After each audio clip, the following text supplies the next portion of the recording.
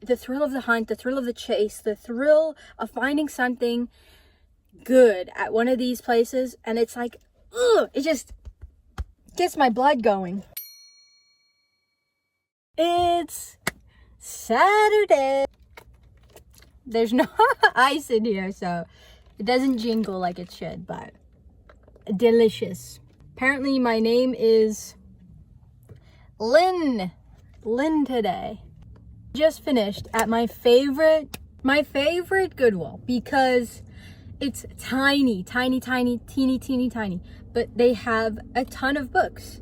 Now obviously within the books they have a bunch of crap, frankly. One thing I just wanted to mention before I show you the books, the one thing I really enjoy about this one is when they get a donation of books, let's say, they just kind of like take the stack and put it on the shelf. They just make space and put it on the shelf.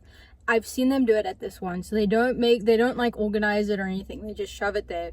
And so when you go up to the shelf, like when I haven't been there in a while, you can tell like there's like a bunch of similar type books next to each other. So I always get a little chuckle when I see like a bunch of Star Wars books and then like Neuromancer, like World War Z, these types of things right next to each other, and you can kind of get a feel of the person or their taste in books.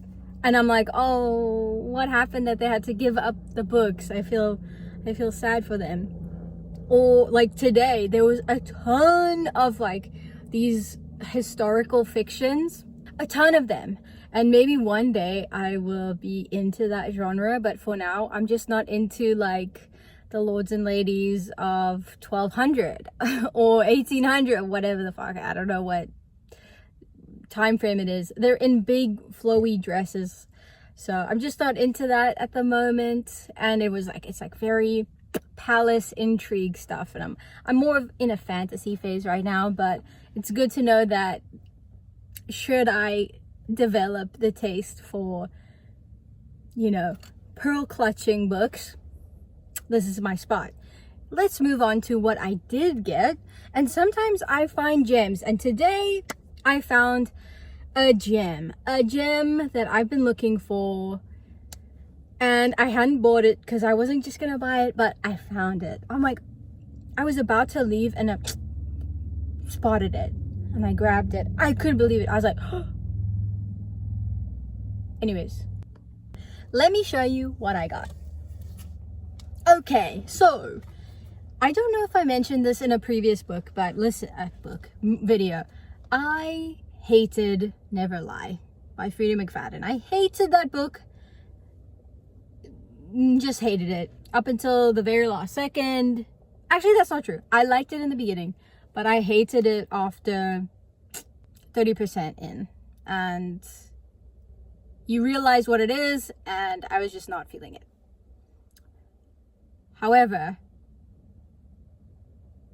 I was not going to pick up another Frida McFadden book. However, when circumstances are thrust upon you, you take up the mantle and you just trudge on. So, look what I found. The Inmate and The Locked Door.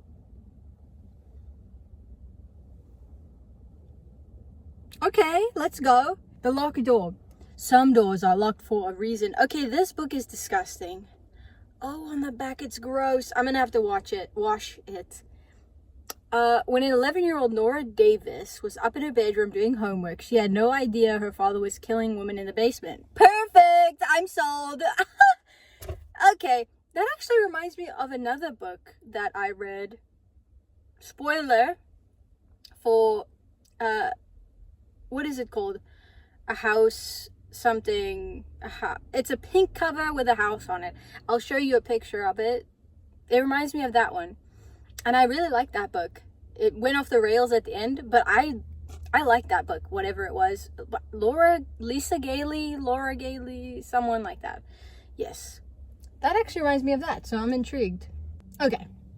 I actually don't know which one of her books is the best, so we'll have to see. And I hear these are really quick. I mean, going through Never Lie was insanely quick. So, next is The Inmate. Let's go. As a new nurse practitioner at a maximum security prison, Brooke Sullivan is taught 3 crucial rules. 1. Treat all prisoners with respect. 2. Never reveal any personal information. And 3. Never ever, because get it?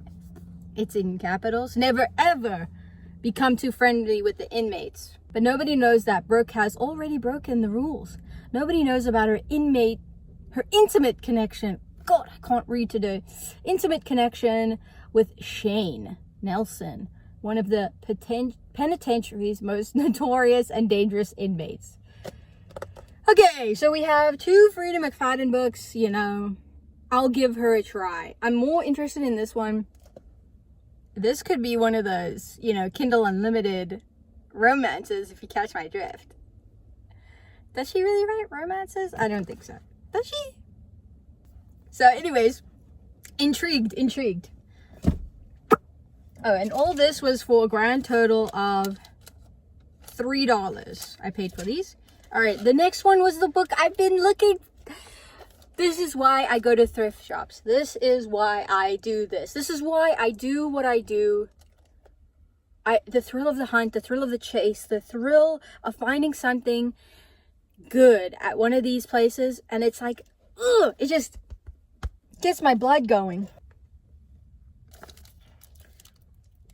A Monster Calls. I loved this movie. I love this movie so much. I was gonna buy this one, but I did not, and I'm glad I didn't. Look at this. It's gorgeous.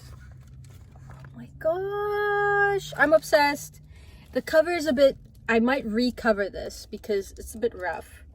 And I do have this, you know, like library, whatever covers. So, yes. Oh my gosh. I'm so excited. Very excited for this one. And there we go.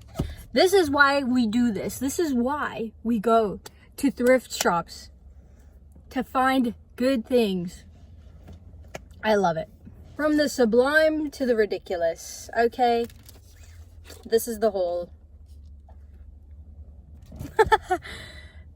Well, I promise to let you know, or to make a video every time I find some really cool stuff at the thrift shop. It doesn't happen every time. I go there sometimes, you know, once, twice a week, just to peruse, get my scratch the itch. Not always do I find something, but I will make a video every time I find something, like today. So, yes. Goodbye.